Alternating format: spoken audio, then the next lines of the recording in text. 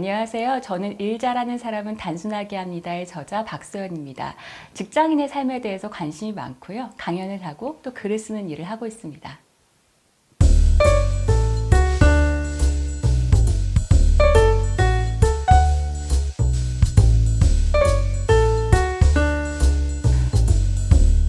저는 두 가지 이유 때문이라고 생각하는데, 첫 번째는 불확실성에 대한 두려움 때문인 것 같아요.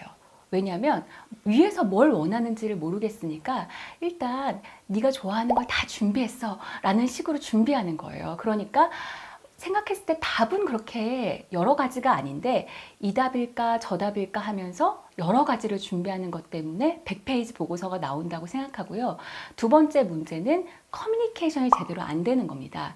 예를 들어서 처음에 상사가 지시했을 때는 머릿속에 생각하고 있는 답이 어느 정도 있었을 거란 말이에요. 그런데 그것을 처음 단계에서 명확하게 하지 않으니까 자기도 잘 모르겠으니까 밑에 직원들한테 위에서 뭘 원하는지는 잘 모르겠지만 이거일 것 같아 이렇게 하니까 또 일이 늘어나는 거예요. 그래서 이 두 가지 때문에 쓸데없는 일들이 많이 늘어난다고 생각합니다.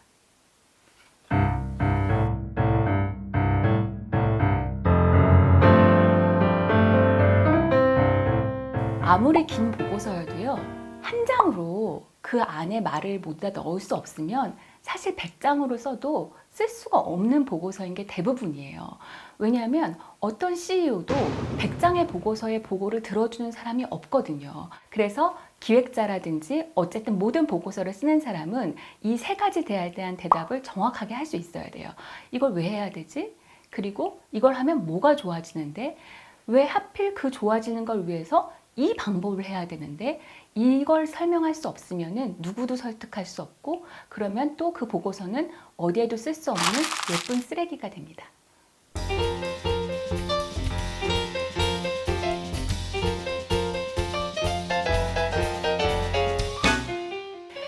보고서를 쓸 때 이거 두 개를 기억하시면 돼요. 첫 번째는 우뇌를 움직여야 된다. 두 번째는 좌뇌를 움직여야 된다예요.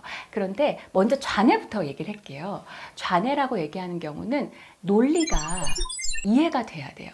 제가 말하는 것이 회사 일 같은 경우는 어쨌든 한정된 자원을 가지고 이걸 가지고 무슨 일을 할까를 결정하는 거잖아요. 그러면은 이 한정된 가진 자원을 가지고 여기에 쓰면 제일 좋아요 라는 걸 설득해야 되니까 논리가 먼저 탄탄하게 돼야 돼요. 그래서 논리적으로 그럼 보이려면 어떻게 해야 되냐라고 생각하면 나누기를 잘하는 게 중요하다라고 말씀을 드리고 싶어요.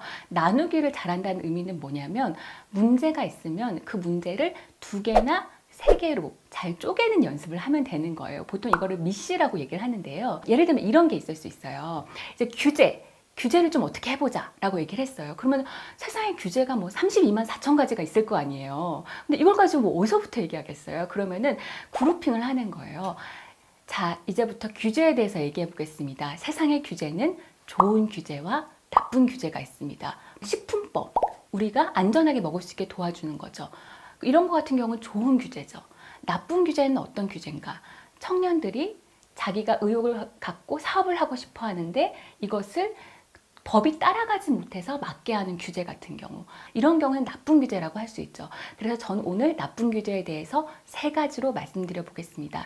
이런 식으로 보고서가 유지된다고 하면은 보는 사람이 그 논리에 빠져든단 말이에요. 그러니까 먼저 보고서를 논리적으로 보이게 하려면 잘 쪼개는 연습을 잘 하시는 게 중요합니다. 그리고 두 번째로는 우뇌를 움직여야 한다는 건데요. 우뇌라고 하는 거는 사람들이 어쨌든 결국은 논리만 움직인다고 마음이 되지 않아요. 사실 마음이 움직여야 그게 되거든요. 그래서 대통령한테 뭐 보고하는 많은 분들도 그 논리적으로 통계 싸움으로 이것을 하면 경제적 효용이 32만 4천 개가 됩니다. 아닙니다. 저는 35만 3천 개가 됩니다. 이게 아니라 국민이 원합니다. 라고 하든지 아니면 CEO 분에게 CEO님이 30대부터 이것을 저희랑 한번 해보자고 꿈꾸시던 거 아닙니까?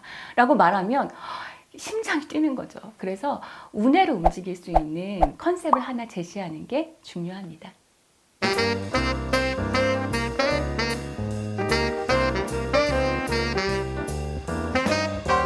기획은 문제가 있는 경우에는 모든 곳에서 사용되는 기술이에요. 기획이 꼭 거창하다고 생각하시는 분이 뭐냐면 뭐 올해 뭐 비전을 세운다든지 아니면 회사의 브랜드 이미지를 세운다든지 이런 거를 기획이라고 생각하셔서 좀 어려워하시는 것 같은데, 그게 아니라 내가 지금 채용을 해야 되는데 내 맘대로 할 수 있는 게 아니잖아요. 내가 10,000명 채용할 수 있는 것도 아니고 한정된 예산 안에서 어떤 사람을 뽑을 건가라고 생각해야 되잖아요. 그러니까 그러면 우리가 원하는 인재를 더 데려오려면 채용 방식은 어떻게 해야 되고 홍보는 어떻게 해야 되고 데려와서 교육은 어떻게 해야 되지? 라고 생각하는 게 또 기획이고, 하다못해 명절 선물 나눠줄 때 직원들이 너무 좋아요 라고 얘기하는 경우는 한 1,000만 원 줬을 때 밖은 없어요. 근데 우리 예산은 그 경영진이나 이제 상사가 5만 원 주고서 직원들 너무 좋아하는 선물을 만들어내 이런 거잖아요. 그래서 그 5만 원을 가지고 직원들이 너무너무 좋아할 만한, 회사에 대해서 야 센스 있다 라고 말할 만한 선물을 줘봐. 이게 기획이죠. 이래서 모든 면에는 기획이 들어가기 때문에 모든 직원을 기획하는 법을 알아야 돼요. 그리고 특히 그 리더가 될수록 기획을 잘해야 되는데요. 리더가 기획을 잘해야 쓸데없는 프로젝트로 부서원을 고생시키는 일이 없습니다.